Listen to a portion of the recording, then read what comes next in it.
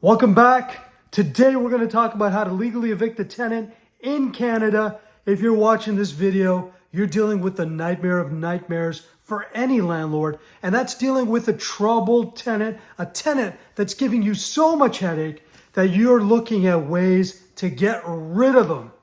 And today we're going to dive into that. So grab your notebook, take notes, grab a coffee. Let's dive into it. And hey, if you haven't subscribed already, please consider doing so. Hit that bell notification so you can be notified of future videos, because we are putting out great information for you every week. Now with that, let's begin. In Canada, there are rules that govern relations between a landlord and a tenant. Within each province, there are specific regulations that you have to follow. You can't just show up, change the locks, and throw your tenant stuff to the curb. You've got to follow the legal process for eviction, and you've got to have a legal reason to begin the eviction process. Here are some of the major legal reasons for beginning an eviction. Firstly, non-payment of rent. Secondly, if your tenant is consistently late in paying the rent. Thirdly, if there's damage beyond regular wear and tear. Fourthly, is there illegal activity happening in your premises? Fifthly, do you, as the owner or any of your family members, need to move into the home? That can be a legal reason to evict the tenant. And one of the final big reasons could be if you're selling the property. If you sell the property, that can also result in good reason to evict the tenant for the new owner. Now, as I mentioned before, there is a legal process for all this. You have to become familiar with the provincial rules and regulations. Very important.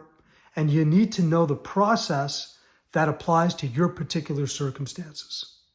I'm going to get into how you can legally evict your tenant, step-by-step guide here. It's really important for you to follow this. This will help you avoid legal nightmares and make sure that you're on the right side of the law. So the first step is for you to serve the right form. Okay? It's absolutely essential. So once you've identified your legal reason for beginning the eviction process, you've got to make sure that you fill in the right form, and that will vary from province to province, of course. So it's important for you to do your research. Here in Ontario, if you're in Toronto in the GTA, you've got to fill out, for example, if your tenant has stopped paying rent or has been consistently late, you're going to grab that N4 form, which is to notice to end tenancy for non-payment of rent. You're going to fill out the N4. Once you serve that form, your tenant will have 14 days to pay before you can escalate the situation, take it to the next level. So if they don't pay within those 14 days, you can take the next steps, move closer to an eviction. Another important form is if you or your family member is planning to move in, you'll serve the N12 form. If there's damage in the property, you'll use an N5. And if there's illegal activity taking place, you're going to use the N6. So it's important to understand which forms, and there's other forms for different reasons that may apply to your situation. What's absolutely important, and this is a really important tip, is make sure you serve the form in the legal way and make sure there's proof that you've served the form. So it's not good enough to email. You could do that just to have a paper trail, but what's more important is that you either send it by registered mail or serve the notice with a witness there that would be able to testify that you indeed served the notice. Because if you don't serve the notice in the proper way, it won't count. The Landlord and Tenant Board will consider it as negligence on your part, and you'll not be able to move closer to evicting your tenant. The next step is to file for eviction at the Landlord and Tenant Board. If your tenant ignores your notice, it's time to take the situation up a notch and file an application at your Landlord and Tenant Board. In the province of Ontario, That would mean an L1 application for eviction for non-payment of rent, or an L2 for other issues. In some province, you can expedite the process if your tenant is causing significant damage to your property. So that's important as well. Main thing is, don't delay, take action. The third step is the hearing. This is your chance to present your case. Once you've applied for eviction, the Landlord and Tenant Board will schedule a hearing where you'll have to show up and present the facts. If your tenant hasn't paid rent, or if they damaged the property, or if there are noise complaints, you've got to show proof.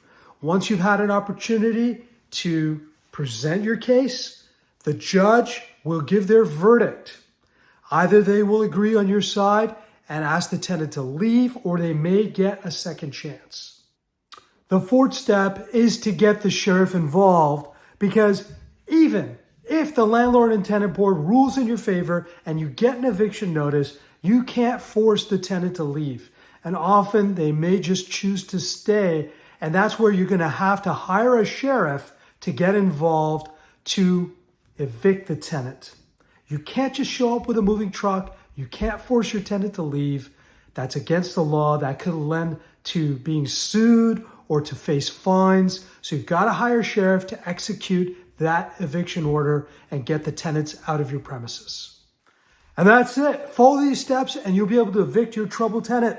Of course, we want to avoid evictions as much as possible. They're costly, time-consuming, and very stressful. So what I recommend always is have some solid screening processes of tenants on the front end, and I'll release some more videos on that topic in the near future. If you haven't already, please subscribe to my channel, hit that bell notification. If you have any questions or comments, please leave them below.